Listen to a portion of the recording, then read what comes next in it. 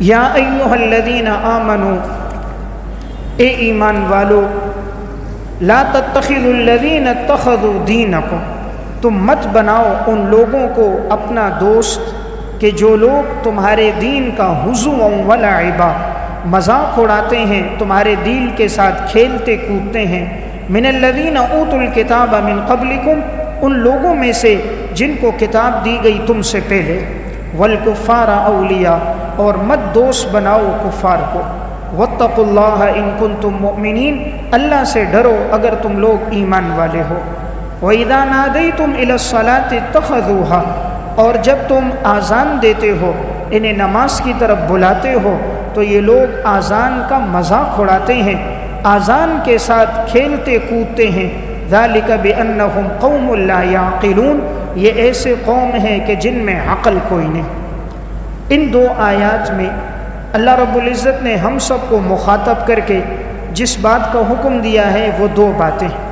Number ایک، پہلی بات یہ بیان فرمائی کہ اے ایمان والو، ان کو دوست نہ بنانا کہ جو تمہاری شریعت کا مذاق اڑاتے ہیں، دین کا مذاق اڑانے والوں کو اپنا دوست نہ بنانا، کفار کو دوست نہ بنانا۔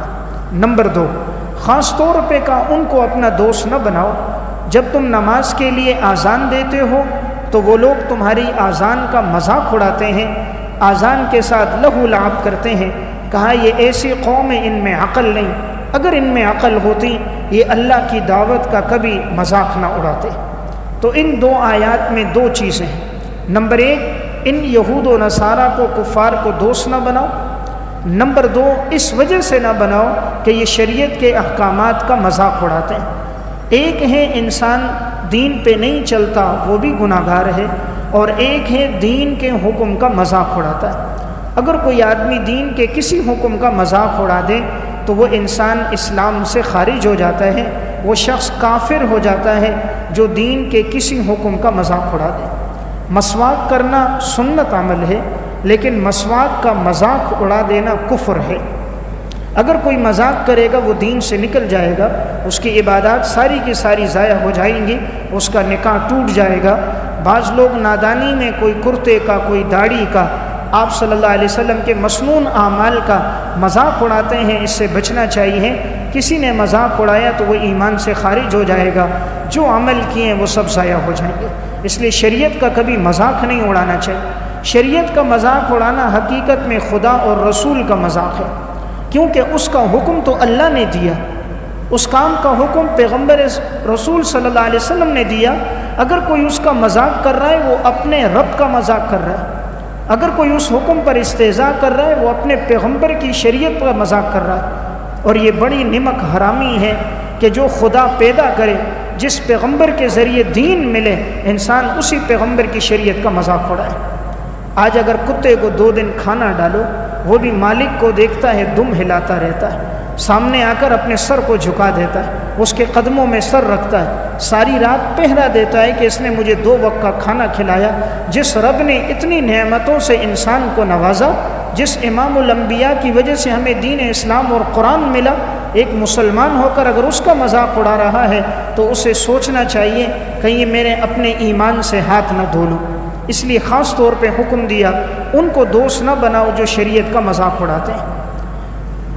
ایک واقعہ نقل کیا ہے قاضی بیضاوی رحمۃ اللہ علیہ نے اس آیت کے ذیل میں تفسیر بیضاوی میں، اسی طرح السراج المنیر میں علامہ شربینی رحمۃ اللہ علیہ نے تفسیر ابو السعود میں، تینوں تفسیروں میں یہ واقعہ۔ جس وقت اذان ہوتی تھی مدینہ میں تو جب مؤذن یہ جملہ کہتا اشہد ان محمد رسول اللہ، تو ایک عیسائی تھا وہ کہتا تھا احرق اللہ الکاذب، اللہ جھوٹے کو جلا دے۔ مؤذن کہتا کہ محمد صلی اللہ علیہ وسلم اللہ کے رسول ہیں، تو عیسائی آگے سے کہتا اللہ جھوٹے کو جلا دے۔ اب ایک دن ایسا ہوا، رات کو یہ اپنے بستر پہ سویا ہوا ہے تو اس کی خادمہ آگ لے کر آئی گھر کے اندر دیا جلانے کے لیے۔ جیسے ہی لے کر آئی تو آگ کی ایک چنگاری اڑی، گھر کے سامان پہ لگی، آنن فانن سارا گھر بھی جل گیا، سامان بھی جل گیا، اور یہ خود جھوٹا تھا، اللہ نے اس کو بھی جلا دیا۔ تو یہ خود کہتا تھا احرق اللہ الکاذب، اللہ جھوٹے کو جلا دے، تو یہ جھوٹا تھا، اللہ نے اس کو جلا دیا۔ ساز و سامان کے ساتھ یہ جل گیا۔ اس لیے مفسرین نے اس آیت کے ذیل میں یہ واقعہ لکھا کہ اللہ رب العزت نے فرمایا اذا نادیتم الی الصلاۃ اتخذوها ہزوا ولعبا، جب انہیں نماز کے لیے بلایا جاتا ہے تو یہ لوگ آذان کا مذاق اڑاتے ہیں۔ اسی لیے کبھی بھی آذان کا مذاق نہیں کرنا چاہیے۔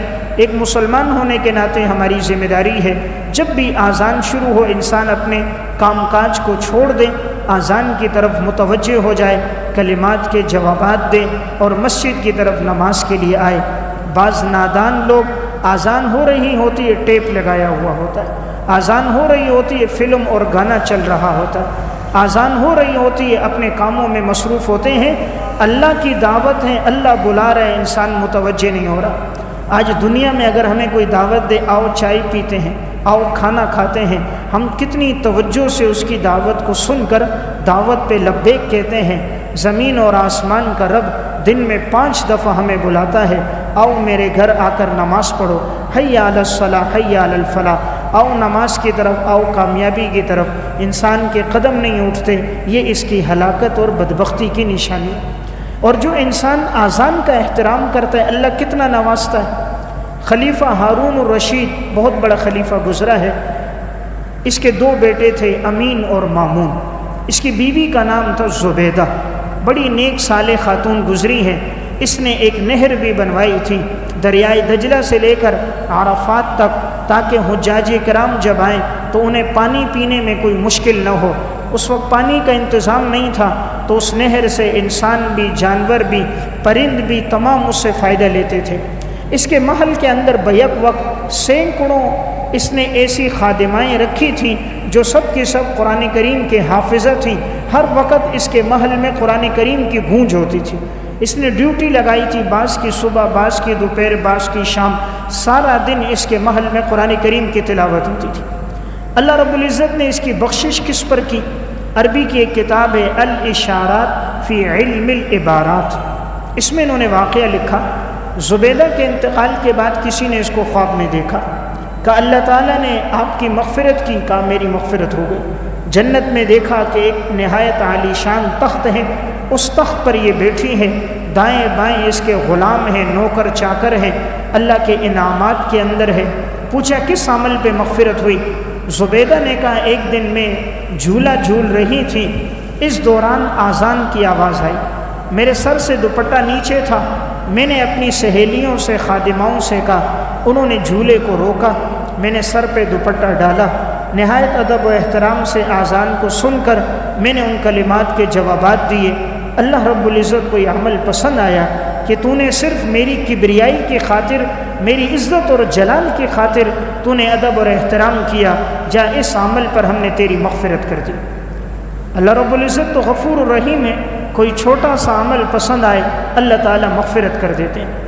ایک شخص کا انتقال ہوا، کسی نے اسے خواب میں دیکھا، جنت کے بڑے عالی شان محلات میں ہے، اللہ نے بڑا اونچا درجہ اسے عطا فرمایا۔ پوچھے تو ایک لوہار آدمی تھا، ساری عمر لوہے کوٹتا تھا، آج تجھے یہ عزت اور مقام مرتبہ کیسے مل گیا؟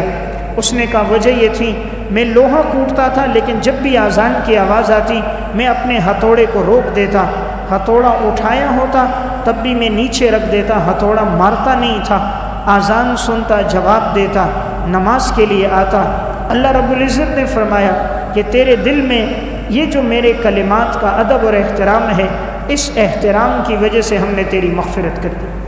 لوہار تھا لیکن جنت میں اتنا بڑا مقام پا گیا، تو جنت میں مقام پانے کے لیے انسان کے دل میں ضروری ہے کہ اس کے دل میں قرآن کریم کی عظمت ہو، اس کے دل میں آذان کی، شریعت کے احکامات کی عظمت ہو۔ اس لیے جہاں تلاوت ہو خاموشی سے سننا چاہیے، جہاں درس ہو انسان شرکت کرے، آذان کے کلمات سنے، محبت کے ساتھ متوجہ ہو، اس لیے کہ یہ دعوت اس رب کی طرف دی جا رہی ہے جس نے ہمیں تمام نعمتوں سے مالا مال فرمایا ہے۔ تو ان آیات کے اندر ہمیں 2 چیزوں کا درس ہے، ان لوگوں کو دوست نہ بناؤ، اور نمبر 2 کہ جو آذان کا مذاق اڑانے والے ہیں یہ بدبخت لوگ وہ ہیں جن میں عقل نہیں ہے۔